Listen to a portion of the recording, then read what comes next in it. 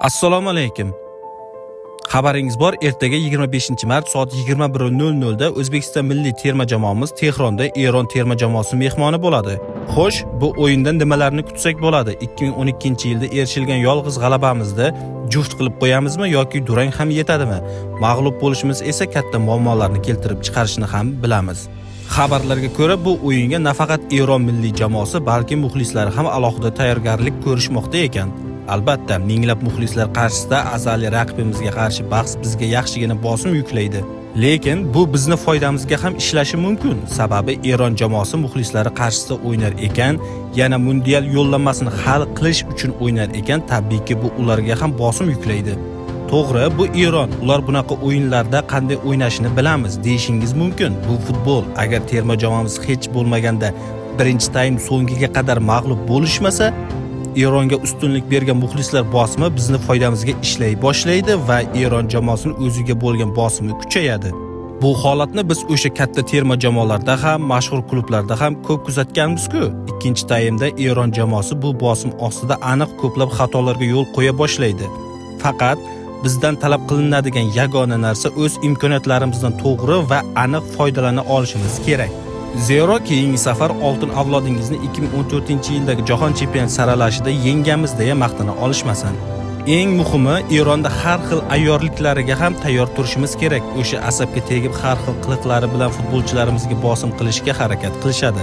Biz bunisiga ham tayyor turishimiz zarur va bunga g'alaba bilan javob berishimiz kerak.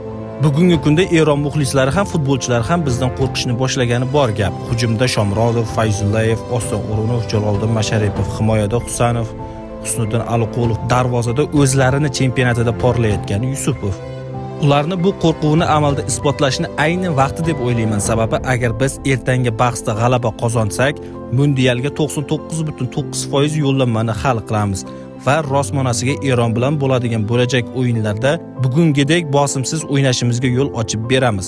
Hatto o'sha kuni mundialga ham chiqishimiz mumkin. Faqat Qatar va Birlashgan Arab Amirligi baravariga ochko yo'qotishi zarur. Durang ham bizni qoniqtiradi. Shunda Birlashgan Arab Amirligi bilan Dubayda durang ham qoniqtiradi va Toshkentni Qatarni mag'lub qilsak bas.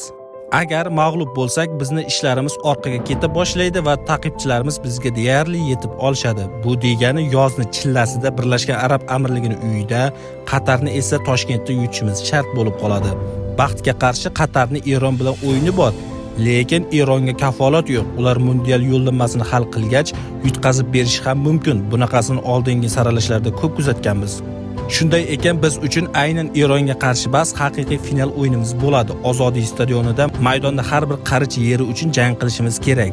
O'tgan safargidek 26 ta zarbaga raqibimiz hech qanaqasi imkoniyat bermaydi.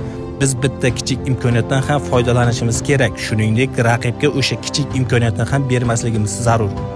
Ko'proq pressing qilib himoyadagi bosimni olib tashlab harakat qilsak, Eron futbolchilari aniq yaxshigina xatolarga yo'l qo'ya boshlaydi. Ha, o'yindan oldin takliflar, fikrlar ko'p bo'ladi.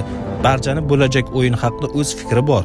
Keling, kommentariyada o'z fikringizni qoldiring va o'yin yakuniga yetgach, taxminlarimiz qanchalik o'zini oqlaganini sarhisob qilamiz. Hozircha esa xayr, e'tiboringiz uchun rahmat.